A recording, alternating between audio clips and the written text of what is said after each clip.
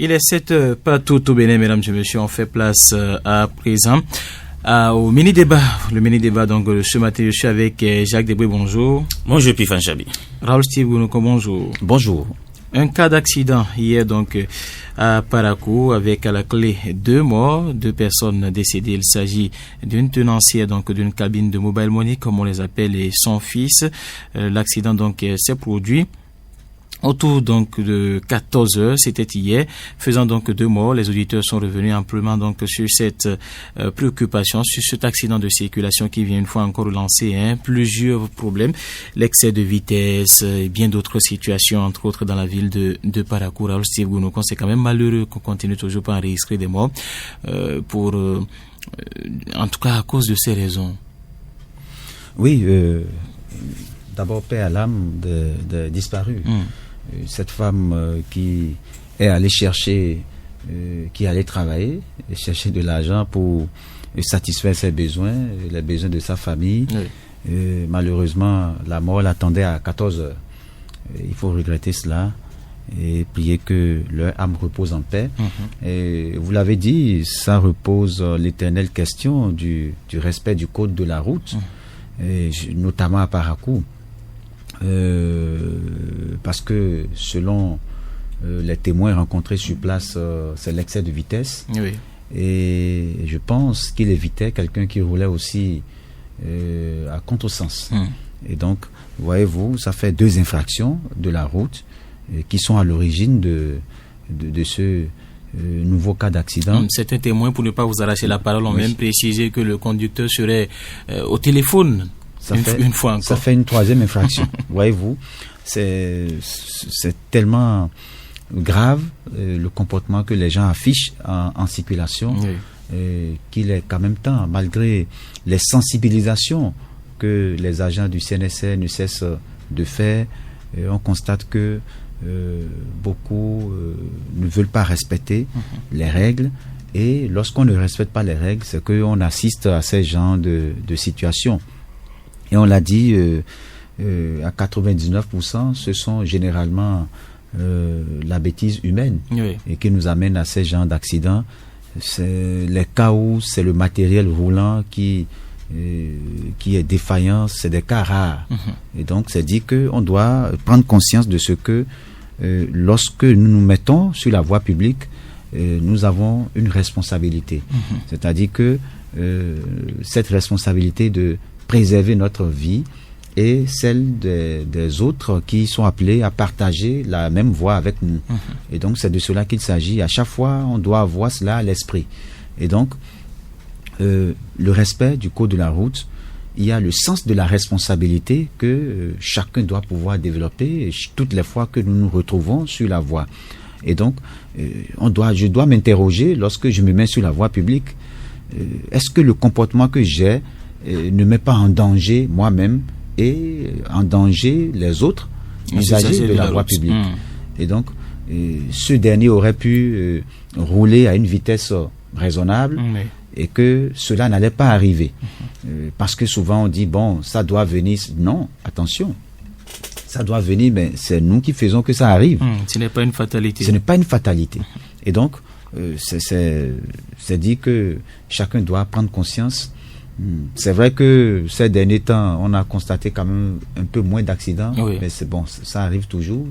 C'est un cas qui est revenu et donc qui doit nous interpeller chaque acteur pour dire que attention, la route continue de tuer et on doit prendre conscience de ce que le code de la route prescrit. On doit pouvoir respecter d'abord ce code et lorsque ça va venir, on saura quand même que c'est peut-être un accident qui doit venir. Mais si c'est toujours une bêtise humaine, si c'est parce que nous n'avons pas respecté le code de la route, ça suppose que ça pose un problème. Alors, ça pose un problème, Jacques Debré, c'est un accident qui s'est produit en pleine agglomération. C'est 3 différentes infractions réunies qui ont causé donc ce drame, l'excès de vitesse, le téléphone au volant, l'autre qui roulait à contresens. Qu'est-ce qui véritablement fait qu'aujourd'hui les gens ne comprennent pas le danger ou les dangers qui sont autour donc du non-respect du code de la route selon vous? C'est l'incivisme. c'est parce que les gens sont têtus. Oui. Griffe parce que, voilà, vous êtes en pleine agglomération, vous êtes en grande vitesse et vous êtes au téléphone. Ça, c'est, au moins on sait que c'est pas bon. Oui. C'est pas que, on va dire que celui-là qui est au volant ne sait pas que ce qu'il est en train de faire n'est pas bon. Donc, quelque part, c'est la bêtise humaine, comme vient de le dire Raoul Steve Gounoukan. Et je crois le motocycliste qui roulait en sens interdit ne peut pas dire qu'il ne sait pas que c'est interdit de rouler en sens. Vous mettez tout ça ensemble, vous vous rendez compte que ce qu'on observe tous les jours en circulation, c'est bien dommage. C'est véritablement bien dommage. Les gens bafouent allègrement le code de la route. Et puis bon, s'il n'y a pas un agent de police, s'il n'y a pas un accident, la vie continue, quoi. Oui. C'est lorsqu'il y a un souci, un accident où quelqu'un se fait choper par la police républicaine qui a peut-être un peu de bruit autour. Voilà pourquoi je continue de dire qu'au-delà de la sensibilisation, de la répression de la police républicaine, de tout ce que disent les agents du Centre national de sécurité routière, oui. C'est d'abord une question de conscience individuelle. Vous êtes sur la route, on connaît presque tous les règles à respecter. Nous savons presque tous que on ne doit pas faire telle chose. Alors pourquoi ne serait-ce qu'une de ces infractions-là, imaginons que une de ces infractions-là ne soit pas commise. Oui. Peut-être qu'il n'y aurait pas accident. Oui, on aurait pu éviter un accident. S'il était concentré même en pleine vitesse, s'il n'était pas au téléphone, oui. Peut-être qu'il aurait la vigilance d'éviter ce motocycliste qui était en sens interdit. S'il était au téléphone et qu'il roulait à une vitesse assez moyenne, oui. Peut-être qu'il aurait pu éviter ce motocycliste. Si le motocycliste ne roulait pas en sens interdit, peut-être que cet accident-là n'arriverait pas. À cela, il faut aussi ajouter l'occupation anarchique des trottoirs. On parle de la recolonisation des trottoirs malgré les opérations de déguerpissement, voilà, j'y arrive, qui ont été menées par le gouvernement. On constate que, voilà, dans nos différentes villes, ce n'est pas encore toujours ça. Les gens reviennent peu à peu.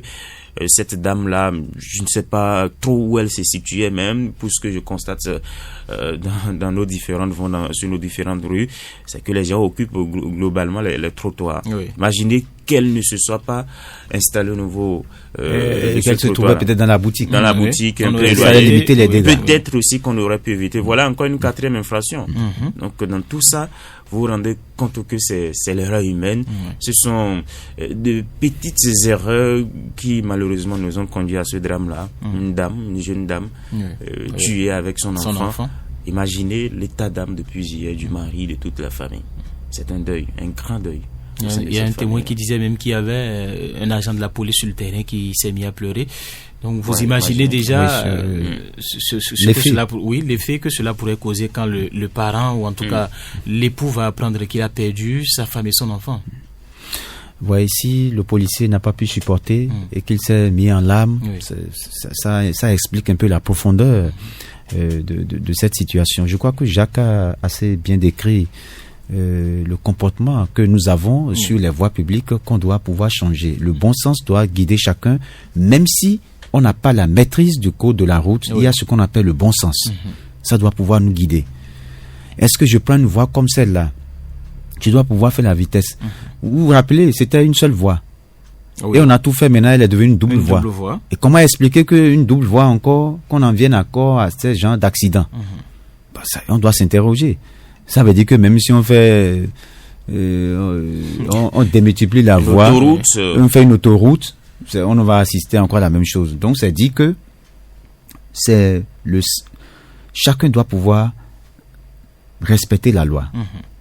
Tout simplement. Il y a obligation également de durcir la répression contre certaines infractions, la recolonisation de l'espace public, par exemple l'excès de vitesse. Il y a les radars qui sortent de temps en temps. Et malheureusement, il n'y avait pas de radar. Il n'y a pas suffisamment de radars non plus, il n'y a pas suffisamment d'agents de police, on ne peut pas être sur toutes les rues à tout moment aussi. C'est malheureusement ça. Voilà pourquoi je dis, c'est une question de bon sens. Il a fait auto-école, j'imagine, ce monsieur qui était, même s'il n'a pas fait d'auto-école. Il doit pas pouvoir quand même avoir le minimum de notions. Il a commis trop d'infractions. Téléphone au volant, vitesse, inattention, en agglomération. Parce que lorsque vous avez le téléphone au volant, vous n'avez pas toute l'attention qu'il faut pour pouvoir éviter un accident lorsque ça survient. Parce que vous n'avez pas toute l'attention qu'il faut. Donc, c'est compliqué. Voilà. Il faut que chacun prenne conscience. C'est quand même malheureux. Il faut prendre conscience tout simplement et paix à l'âme. Donc, les 2 disparus dans cet accident de circulation. Mesdames et messieurs, nous poursuivons le grand direct de l'information